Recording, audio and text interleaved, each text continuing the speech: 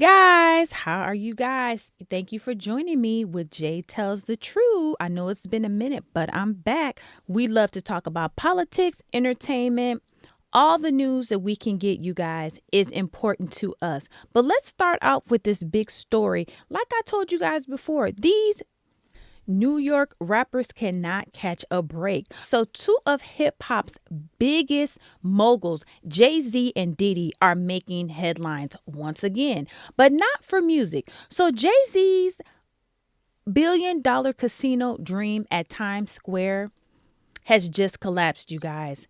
So, what happened?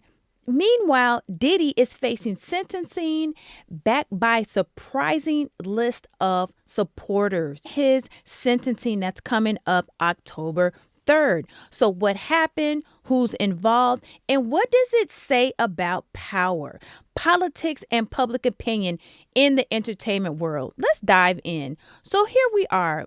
Jay-Z, through the company Rock Nation, teamed up with a company called SL Green and Caesars Entertainment to propose a $5.4 billion casino project in the heart of Times Square. So the plan was to transform 1515 Broadway into a luxury entertainment hub, complete with a hotel, restaurant, gaming floors, and even a civil rights museum. Jay-Z called it a cultural shift, a way to energize the city and uplift the community. I don't know how much community is in Times Square, but hey, Jay-Z's from New York. I'm not. I guess he knows a little bit better. So, anywho, this isn't just a casino, it's a chance to redefine Times Square. That is what came from Jay-Z. But not everyone was on board. Broadway producer and theater owners and unions pushed back hard. Being that the climate and the culture of Times Square is all about Broadway, music and plays, so one would think that would possibly conflict with the essence of the theater district, being that casinos also have plays and put on entertainment. So maybe that's what they were pushing back on. So what they said, they feared the casino would disrupt tourism, increase traffic, and you know how traffic and bustling New York City is, you guys, and overshadow the live performance scene that defines Times Square. So there it is. So actually, someone stated a casino would destroy the soul of Times Square, said one theater producer. Someone else stated the opposition was creative. Two, one manager even sang a parody of the song New York, New York. Everybody knows that song, right? To protest the actual plan. So what ended up happening on September 17th, the Community Advisory Committee voted 4-2 against the proposal. Without their approval, the bid was dead. SL Green CEO called it a despicable display of cowardice. Reverend Al Sharpton even had something to say. He criticized the vote, saying it preserved white control of Times Square's entertainment scene. I don't think I can really agree with that because basically, like we all know, New York's essence in that Broadway strip is all about theater and all about preserving the old school of that area. So I don't think that it really has anything to do with race, more culture, you think? And for someone to just step in with a whole bunch of money and try to change that, of course you're going to get pushback. A lot of people make money off of writing play scripts. It's just known historically with that district what it's about, you guys. Literally the Lion King, Cats. I don't understand why he would go there about race, but hey, it's Al Sharpton. So let's move on. The deal did die on September 17th, and that's that. So let's move on, guys. We've got Diddy in the news once again. We are on the actual heels of him coming up on his October 3rd sentencing. But let's get back into the story. So while Jay-Z's business dreams were disabled, Diddy's legal troubles brought out a wave of support from family, from friends, and industry insiders. Let's look at who stood by Diddy. You guys, it's been a couple of weeks, maybe more like a month, but there has been little its and bits of news coming in with Diddy's defense team really approaching the judge about his actually trying to get him bail. They tried a couple times, and also even approaching the judge about having a brand new trial based on the charges that were put forth on Diddy. But we're not going to get into that. What we're going to talk about now is the 70 individuals who submitted letters in support of Diddy ahead of his sentencing.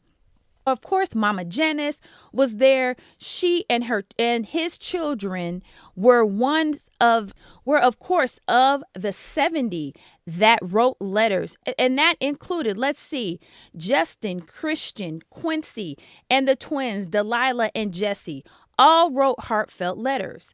He's a loving father and a generous man, Janice Combs stated. Also, even his exes, Young Miami, Sarah Chapman, and Dana Tran, who he has a child with, wrote in his defense. Music industry figures like Stevie J, Dallas Austin, and former BET executive Stephen Hill also spoke up for Diddy.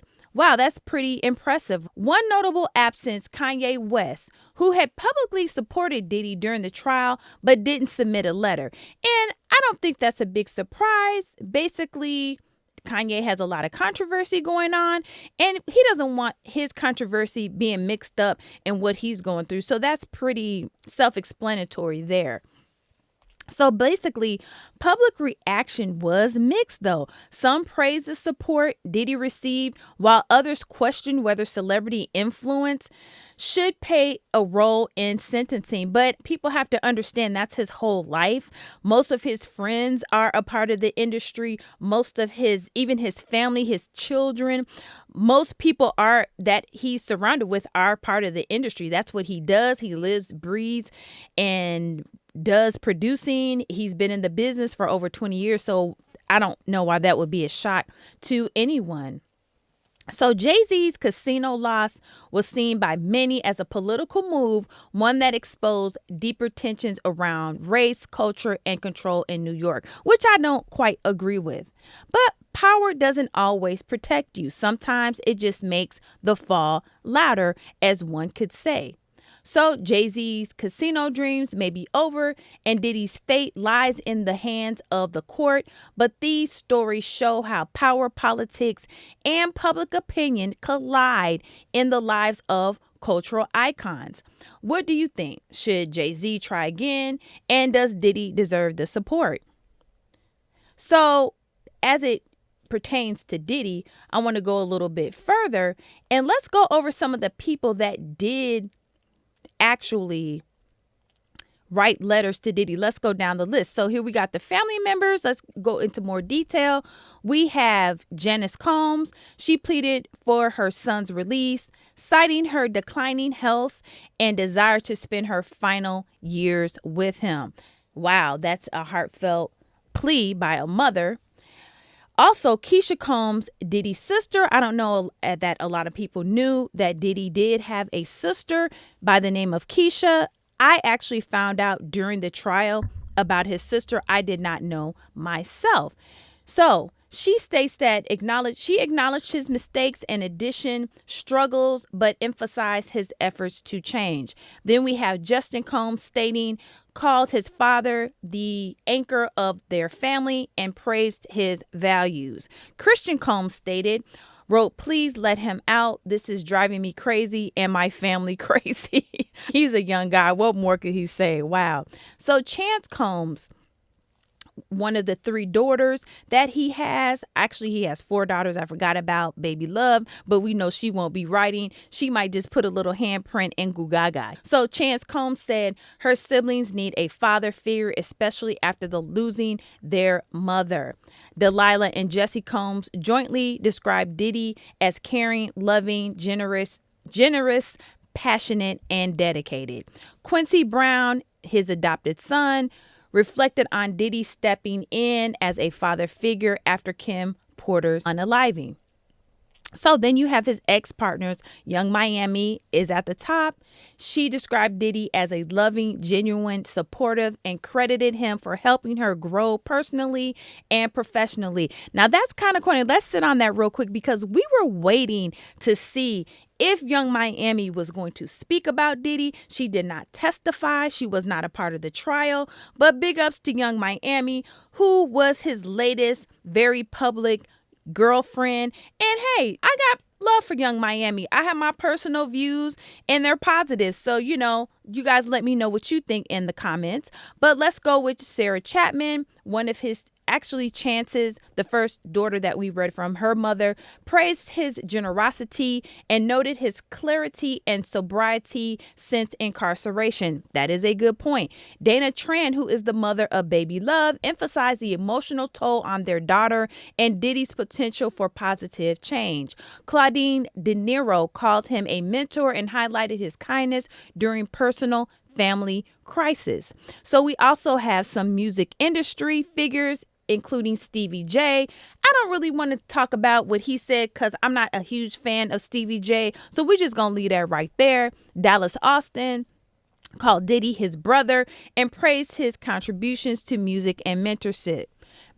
Stephen Hill, who is the former BET executive, recounted Diddy's role in de-escalating tensions at the 1995 Source Awards. Chris Hicks, Quality Control Music, credited Diddy for influencing his career path. And a few others, some of his staff and associates. Sass Smith, longtime Bad Boy employee from 1990s. Robert Celestine, attorney from Uptown Records who worked with Diddy early in his career. Carla Lemos, Diddy's personal chef, praised his generosity and character. There you have it. So these letters painted a complex portrait of a flawed man who has impacted lives deeply, both personally and professionally. Whether the judge will be swayed by these testimonies remains to be seen, but the support is undeniably vast. Now, I have to give props to the PR people behind this because I feel like, of course, the family members, these are the people that were there during the trial on a daily basis, day to day, and had Diddy's back, his children, his mother, his sister. And I think it was very wise of them to wait until the end of the trial to bring out all the heavy hitters, again, like the Stevie J's, all of the Dallas Austins, to have their say on Diddy's behalf. It was very smart. He fought the fight on his own. He didn't use all of his big celebrity friends to come in and testify and do anything. They waited till the end. So we'll see what that does. So as Diddy Combs waits sentencing on October 3rd, the 70 people, we didn't get all 70. We got the main hitters. Let's see what happens with that. And let me know what you guys think in the comments. If you like my work, subscribe to my channel, which is Jay Tells the Truth. And we got more information and more stories to bring out. I am heavy on the politics. Later on, I will be going over some things that you may be interested in. But as for the entertainment, here we have it. Like and subscribe, and I'll check you guys on the next video. Thanks for watching.